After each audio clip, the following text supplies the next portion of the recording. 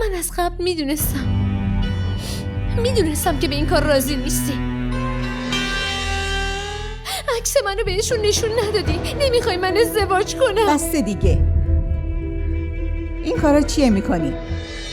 ببین دخترم، صورت اون دختر شبیه نامزد قبلی شهزاده. دلیلش همینه. خدا کنه همونطور که نامزد قبلیش مرد این یکی هم بمیره. تو چرا اون دختر معصومو داری نفرین میکنی؟ توی این دنیا همه خوب و معصومن به جز من، مگه نه؟ تو هم معصوم به دنیا اومده بودی، اما نمیدونم الان چت شده. برای آخرین بار میگم مامان، اگه ازدواج من و شهرزاد جور نشه، بعدن مرده منو پیدا میکنی، واقعا خودمو میکشم. ای خدا چی کار کنم؟ مگه میشه با قسمت جنگی؟